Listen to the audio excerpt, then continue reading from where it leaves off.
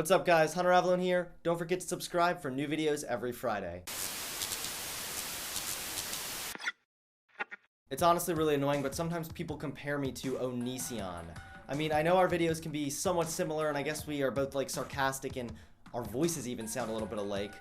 But I mean, come on guys, I'm not an annoying, over-emotional little retard, okay? Fun fact, me and Onision have the same birthday. So today this little cuck doesn't have his panties in a wad, he appears to be wearing them on his face. And he's gonna tell us all about why we need feminism.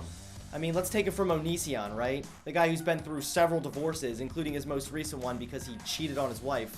Yeah, he knows a lot about treating women, right? Grab your cup of bleach. You're really gonna need it. If you are an anti-feminist, you might want to click away from this video because you are about to get decimated. Ooh, I'm scared now. Feminism is the advocacy of women's rights on the grounds of political, social, and economic equality to men. Guys, this changes everything. Onision just gave us the dictionary definition. I'm convinced. Keyword equality. Now, the reason I have to point this out is because people say egalitarianism is better than feminism, even though it's basically the same thing. They both call for equal rights. No, they are not basically the same thing. Their dictionary definition may be kind of similar, but egalitarians actually believe and act on equality, where feminism just makes everything into a sexist issue, or just hates on men. Despite the fact that they're basically the same thing, you guys can't get over the fact that it starts out with fem, as in female. The word defined starts with fem. For some reason, your brain just turns off after that point. Oh, right. People who oppose feminism are just a bunch of sexists, cause we're all hung up on the fem part. No, cuck boy. I'm against feminism because it's a waste of time. Women in first world countries have equal rights, so now feminism is left to find some way that women are oppressed while ignoring women in other countries who actually are oppressed. This is the definition, and the main argument people have against it is that feminists do not follow this definition. So I ran a poll, and over 1,000 people voted. 69% of feminists believe that women are equal to men. Yep, I've been decimated. This big poll is biased and wrong on so many levels. First off, you polled your own Twitter followers, so of course they're gonna vote in your favor. The majority of them follow you because they agree with what you have to say. I ran a poll on my own account and the majority voted that feminists want to be superior. It's so easy to get the results you're looking for when you're conducting your own research. Secondly, 15% of feminists voted that they want to be superior. I mean, come on, man, you're already so biased.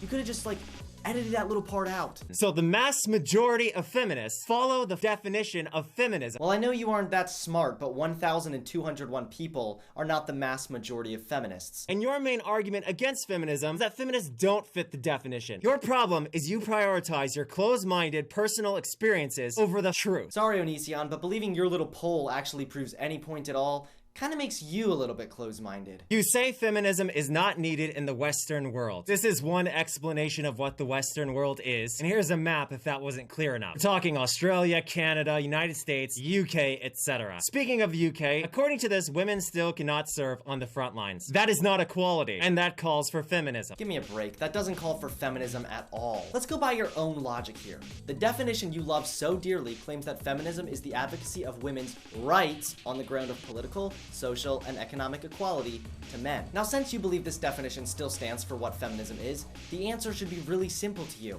Fighting on the front lines is not a political, social, or economic right. It's not a right at all. Now, I know facts can be a little bit scary, but men are scientifically proven to be physically stronger than women. Men also have denser, stronger bones, tendons, and ligaments. This isn't sexism. It's what we call science. Admiral Alan West, who was the first Sea Lord and served as Labor Security Minister, said that he was concerned about women fighting on the front lines for similar reasons that I just mentioned. He said, not because there aren't some women who can advance on each other and kill each other, but in general terms, women have 1/3 less upper body strength. He then goes on to say, there is no doubt that all women are very, very brave. We have always been willing to let women die in wars, and actually they are competent, particularly at computer operating. They have longer concentration power than men. It's important to remember that men and women are scientifically proven to be physically different. That doesn't mean that one is above the other. It just means that men and women are good at different things. Having said all this, the UK could still allow women to fight in the front lines by the end of 2016. But your little feminism movement didn't do anything to help that. Apparently, some people have tried to oppress women by implying men should pay less for healthcare than women. Come on, Onision. I'm a conservative, and not even I trust Fox News. One guy's expert, strange opinion is not an excuse for feminism.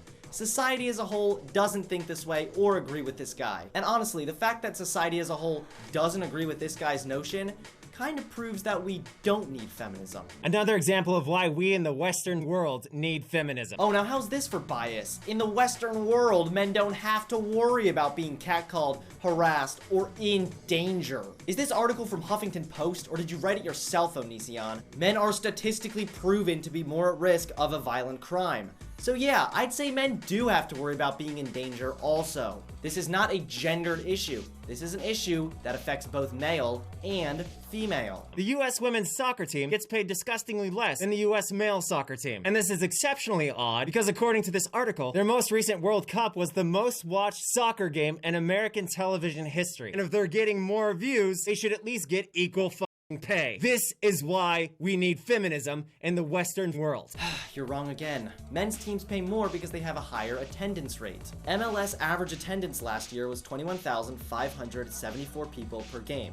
NWSL averaged only 5,046 people per game. The women's soccer league had one big game, whereas the men's soccer league consistently gets more views. The discrimination in soccer comes from the fans. They attend the male games, watch them on TV, and buy the merchandise. Again, it's not sexism.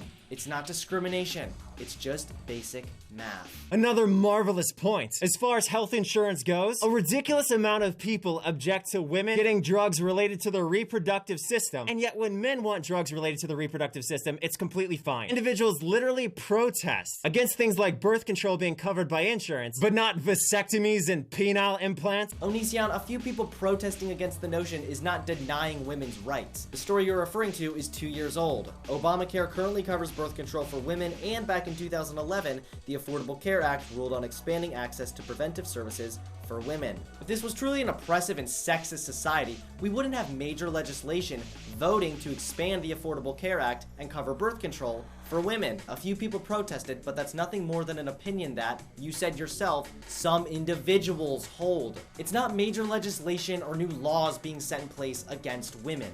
One dumb opinion that you disagree with is no need for feminism.